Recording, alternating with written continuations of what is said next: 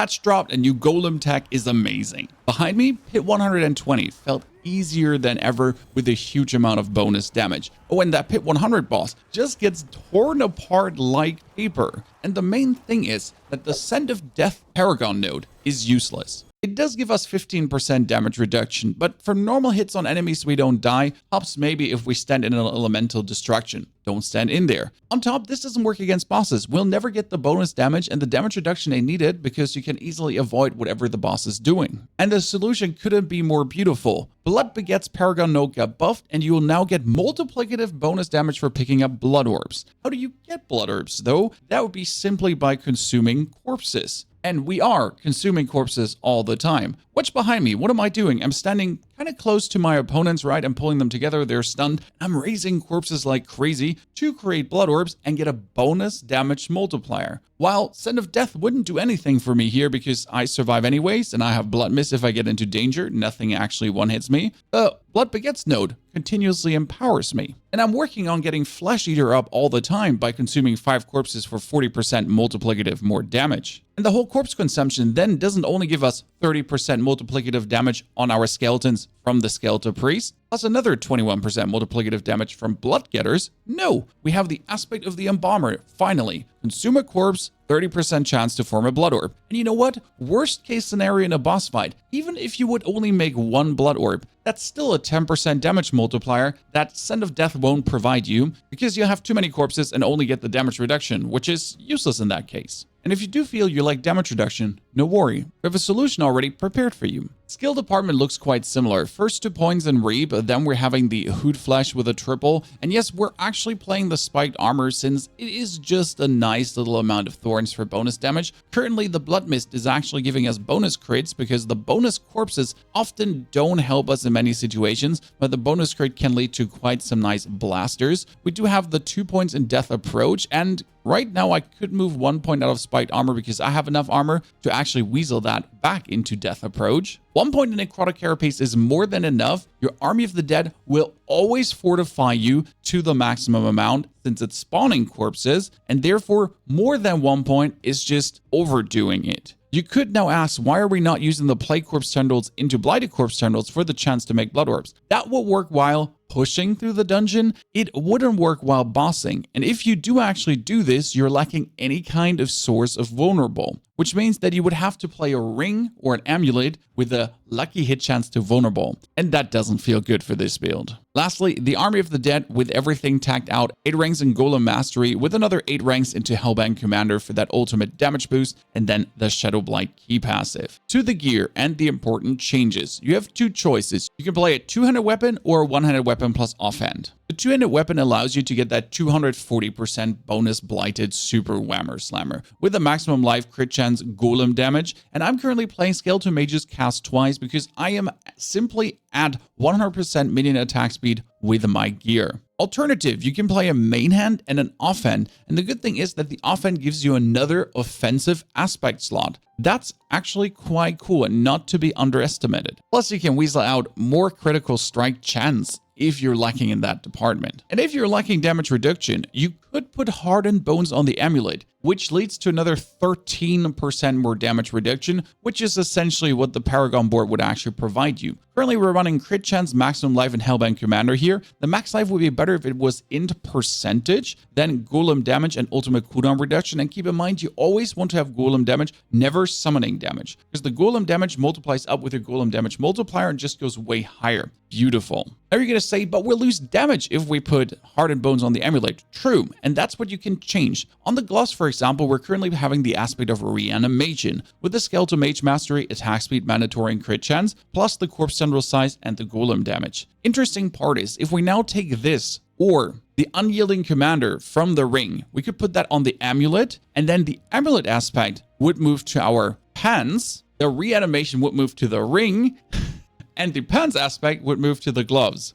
because Heart and Bones can only be on a defensive item. Don't worry, I'll write this out in the planner so you don't miss on this. My pens are currently having Mage Mastery, Armor, and Max Life to armor me out easily, and then the Skeletal Mage empowers our warriors for the bonus stun, for the bonus cooldown reduction, and for the shadow damage they deal to stack the Shadow Blight key passive. Currently, we have a 40% lucky hit chance to slow. That seems weird for a lot of people. The thing is, Decrepify size, useless. Decrepify duration, useless. Corpse General size, 100% reached. Therefore, getting another 40.6% chance to slow together with your Army of the Dead provides bonus stagger. Will this happen all the time? Will this trigger like crazy? No, it won't. But even if it triggers 1, 2, or 3 simple times during a boss fight, it is 3 sources of stagger staggering the boss faster. And your alternative would be having duration or Decrepify size, ergo completely useless and unnecessary. Same goes for our boots. They have the lucky hit chance to freeze, and they have movement speed during Blood Mist. I would kind of like to get rid of that, but I haven't. Skeletal Warrior Mastery, Maximum Life, and Intelligence. Then we get 2 more Skeletal Mages and Warriors. Fantastic. The chest piece is having the most important thing, the Golem Mastery. You need this. This is the most important thing to have. There's no argument brokered here. Currently has Barrier Generation and Max Life. That Barrier Generation would obviously be another slow, stun, or freeze in my case, or the second Corpse Tendril size to get it truly to 100%. Then the Blood Getters for the Skeletal Priest to heal you, give you 21% more damage, and give your minions 21% more damage. With the Bone Wave Helm of the Embalmer, with Consuming Corpses has a chance to make Blood Orbs, Max Life, here's Curse Duration, for example, and you notice how useless this is.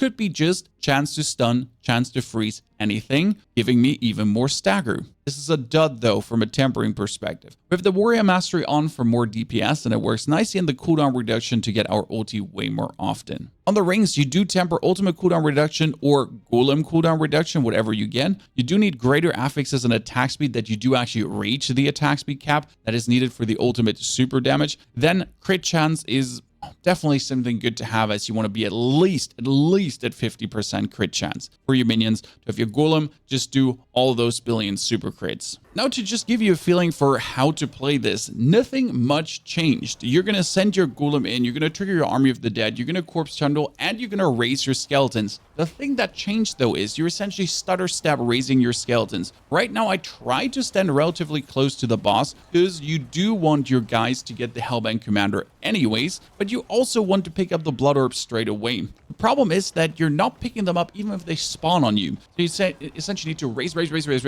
and then you need to move a little bit, like race, stutter step, race, stutter step, race, stutter step. And that's why it's good to have so much attack speed, because the more attack speed you have, the more you go whoop, whoop, whoop, whoop, whoop, whoop, whoop, whoop, and race them up. Because if you now rely solely on the Frenzied Dead, on the Amulet, for example, for the 65% bonus attack speed, then kind of going to be lacking the speed to actually raise the skeletons faster, to get the Flesh Eater, to get your Blood Orbs. And don't worry, even if you only pick up 3 Blood Orbs in a row, or 4 Blood Orbs, and that goes away, it's still a 40% bonus damage. Alternative, what you could do is you could stand on the sidelines to then summon skeletons until you see 5 or 6 Blood Orbs, wait for him to get staggered, and then go, boom, Army of the Dead, Corpse Tendrils, Golem, Golem, Golem, Golem, and to completely use then the timer you have to do as much damage as possible. Technically, it's opportune to actually pick up a Blood Orb every 4 seconds because they run out after 5. So if I pick up one after every 4 seconds, I keep the buff bigger,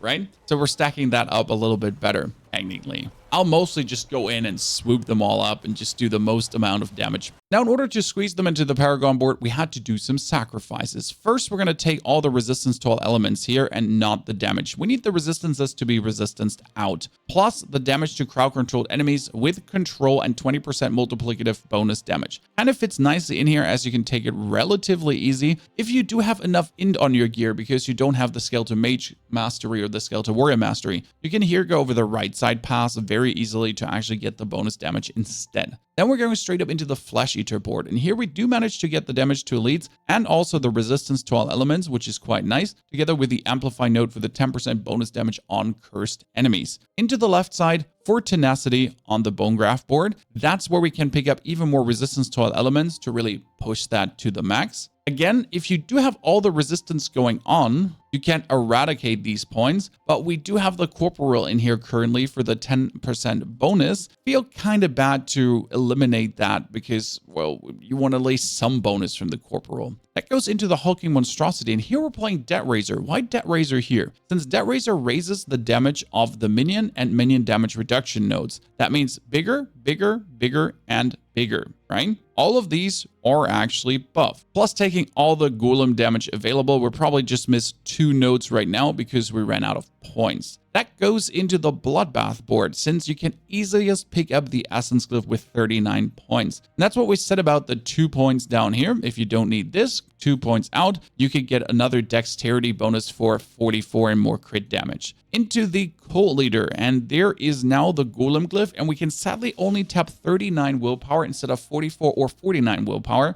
So we're missing a 40% bonus, which is a slight bummer, but there's just no other board to put this in. And that leads us into the Blood Begets. Then with the final points we have, we can pick up another 4% more life and a bit of bonus Blood Orb healing, which is useless. Having 4% more life is great. And then the Blood Begets for the bonus damage. What I think is that this should be doing 10% bonus damage for Blood Orb instead of 5%. And I'll be advocating for this in the Diablo partner Discord, that we get this even better than before. Because with the 5, you need to pick up 6, and that can be tedious if you need to only pick up 3. That is definitely the better solution. Now, an important final word here. If you feel like your gear's not good enough, if you feel like you're getting one hit anyways many times over, this is probably not something you might consider doing, because this is for people that do know where to stand, when to stand, and how to stand. So if you already really feel comfortable with the Necro, you don't feel comfortable with the Necro yet, we do have a safer version of this build for you without Blood Begets that will make you more tanky and give you a bit more security feeling. That being said, as soon as you become proficient and really good with the Necromancer, and you're like kind of getting on vogue, you can squeeze out more damage like this, and you can have even more fun, as it adds another gameplay loop of actually having to pick up the Blood Orbs and not just simply standing around and watching your minions clap away. Thank you for watching, being here, hopefully enjoying the stream, and I wish you a fantastic good rest of your time.